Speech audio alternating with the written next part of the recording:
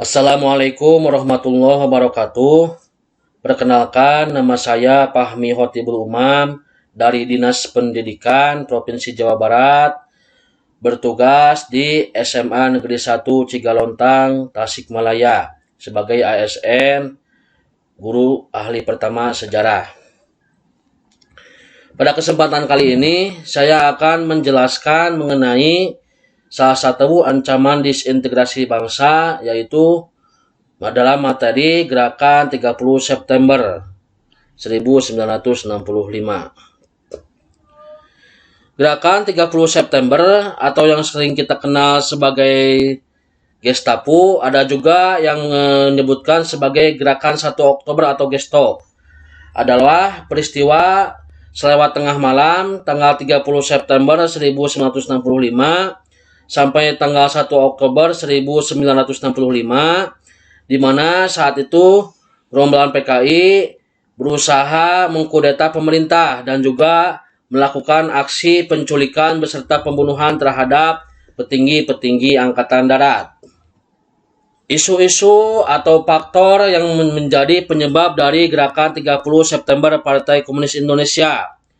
Pertama, tentang pembentukan Angkatan Kelima. Kita ketahui bahwa pada awal tahun 1965, Soekarno berniat untuk membentuk Angkatan Kelima, di mana para buruh dan tani itu dipersenjatai untuk menghadapi neokolonialisme Inggris. Namun, ternyata pembentukan Angkatan Kelima ini ditolak oleh pimpinan TNI Angkatan Darat, yaitu Jenderal Ahmad Yani.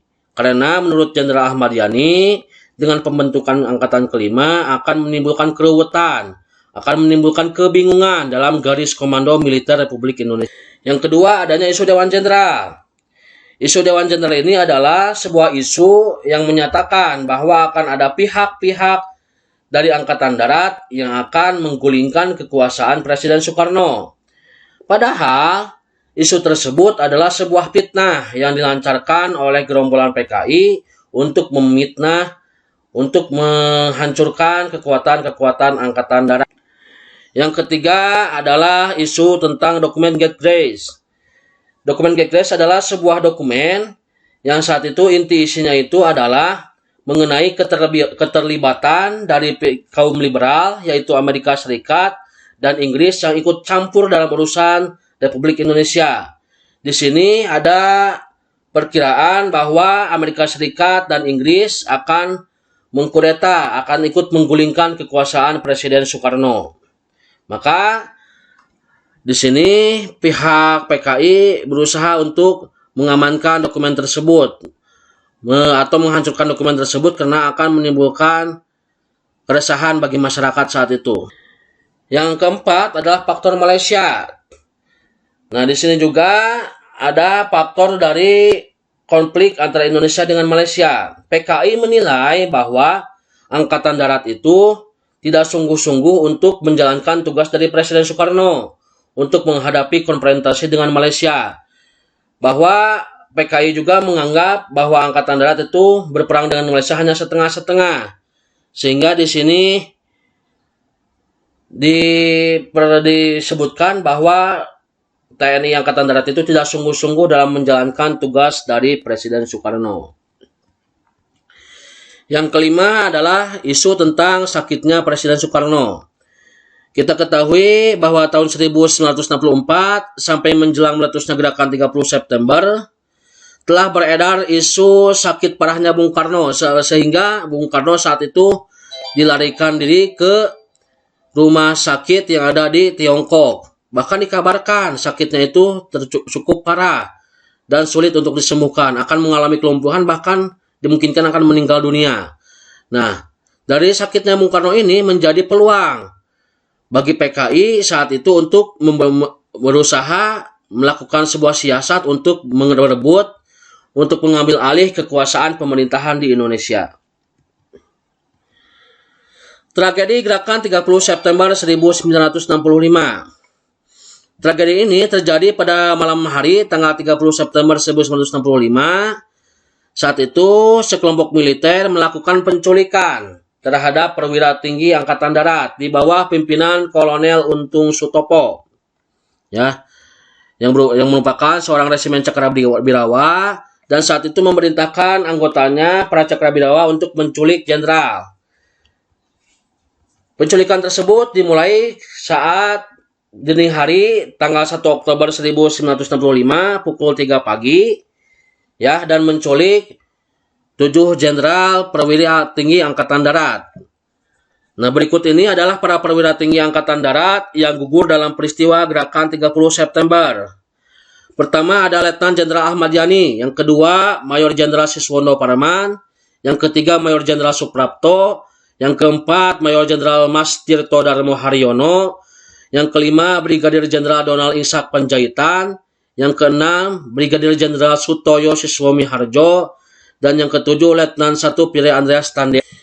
Ini adalah tokoh-tokoh yang tewas atau yang gugur dalam peristiwa Gerakan 30 September. Jenderal TNI Abdul Haris Nasution juga menjadi sasaran utama dari gerombolan PKI tersebut.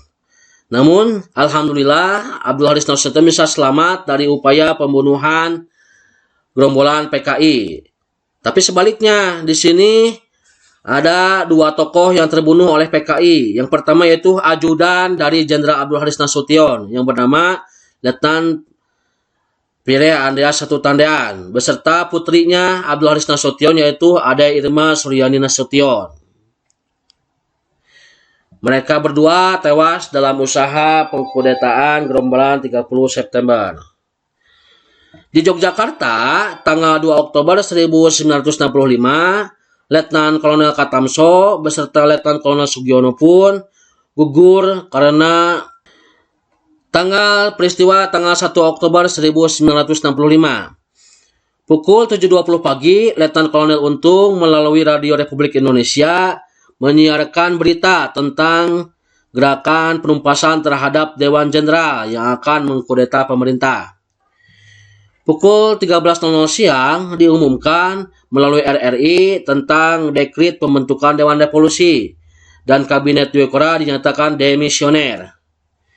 Kedua pengumuman ini menimbulkan kebingungan di mata masyarakat. Selanjutnya, setelah tersiarnya pengumuman tersebut, pimpinan Angkatan Darat diambil alih oleh Panglima Komando Strategis Angkatan Darat Mayor Jenderal Soeharto tanpa perintah siapapun.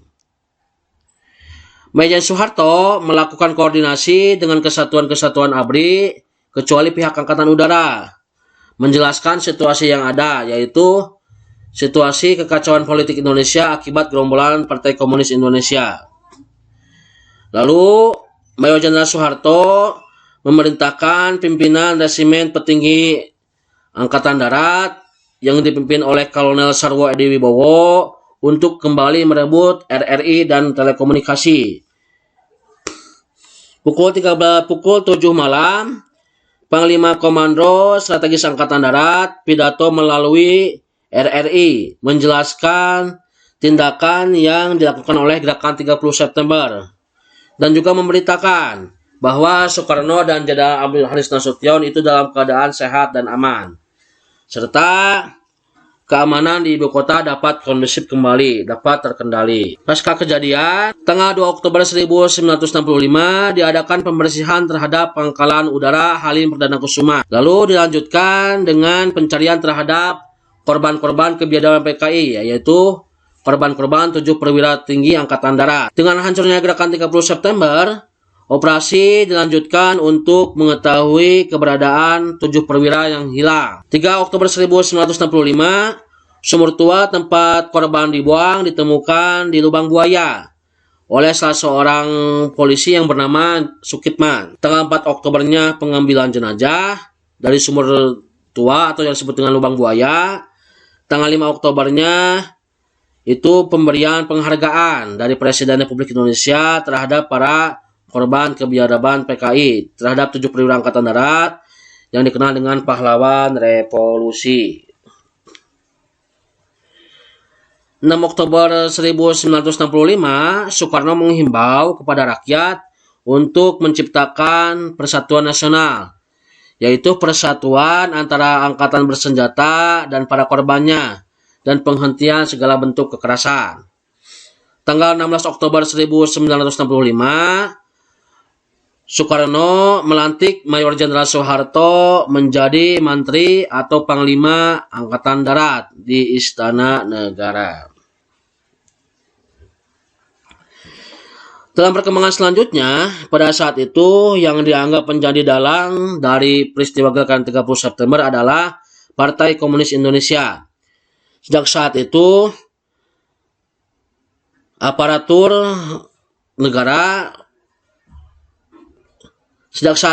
pimpinan negara, operasi pengejaran terhadap PKI dilakukan. Masyarakat pun bereaksi dengan menuntut dibubarkannya PKI. Nah, itu saja yang dapat saya sampaikan. Kurang lebihnya mohon maaf. Assalamualaikum warahmatullahi wabarakatuh.